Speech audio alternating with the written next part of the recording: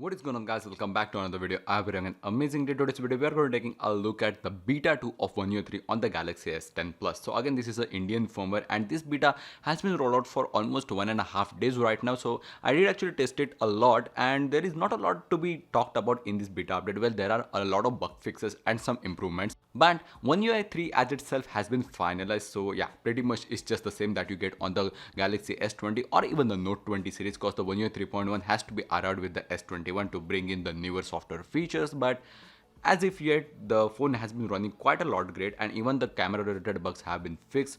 But can we just appreciate the fingerprint scanner on this thing? Unlike last time, I have actually removed the screen protector of my Note 20 Ultra, but it's still not even close to the S10 Plus. So I don't know whether it's on Note. Okay, so tap. There you go, completely missed.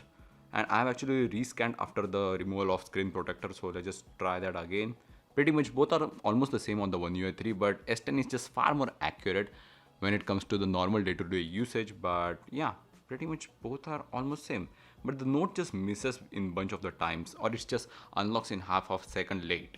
But nothing like that happens on the S10, even though it has a slower UFS storage. But before we begin the video, most of you guys haven't actually subscribed. Like, what's the deal? You guys just want to grab the download links and reviews and just go away? Like, that's not fair. Do subscribe with bell notifications on, and let's just take a look. So again, the system UI has been well contained in terms of blurs and everything. So as you can see, there is pretty much no lag, even though you have a lot of notifications right over here. As you can see, it's pretty smooth. Even with, if you just go to the app drawer and pull in the edge panel, yeah, it's pretty much the same stutter that I even get on my Note.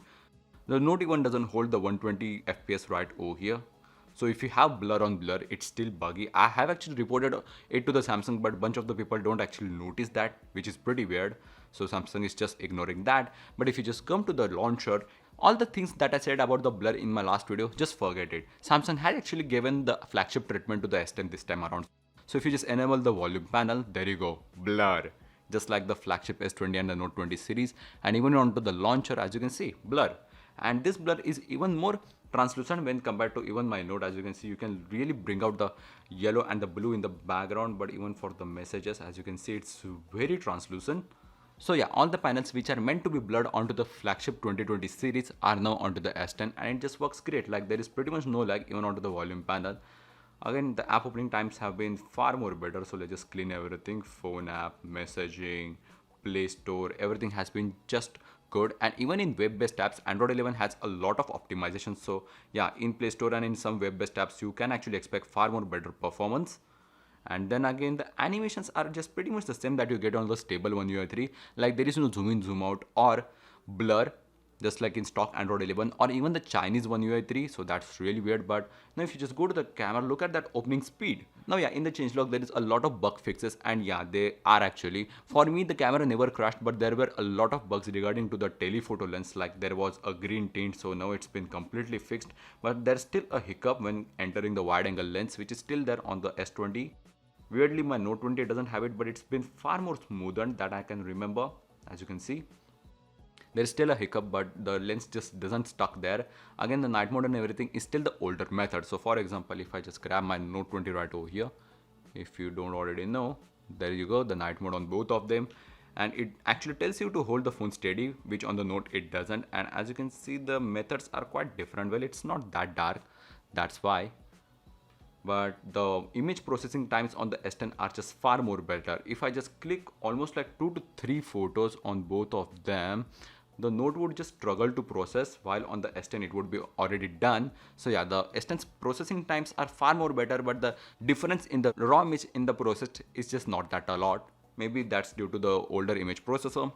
But yeah, you do get a good experience on the S10. So directly going down to the Samsung members, if you just go to the notifications, now you can even roll back to the previous DT-L1 base. So that's really good if you don't like the beta. Again, I apologize for the inconvenience. So again, Samsung does actually know that users are facing these issues. And if you just go again, second beta notice, the build number over here is ZTL8. And there are just a lot of camera related bug fixes, like camera force close, crashing, then again camera can't enter after update, green screen while entering the telephoto lens, and another minor bug fixes. But in terms of features, it hasn't been tinkered a lot. Again, the blur hasn't been mentioned right over there, but it has been improved a lot. in these older flagship phones, but in terms of settings and everything, it's just pretty much the same. Nothing has been improved or changed since the stable build. Like the recent changes into the beta 5 of Note 20 were in terms of camera, but we still get the older one on the S10. So yeah guys, that's pretty much it for the beta 2 of the S10 series based on the One UI 3 Android 11. I hope you guys enjoyed. If you found this helpful, please drop a like and subscribe down there for full beta coverage. See you guys in the next one. Peace.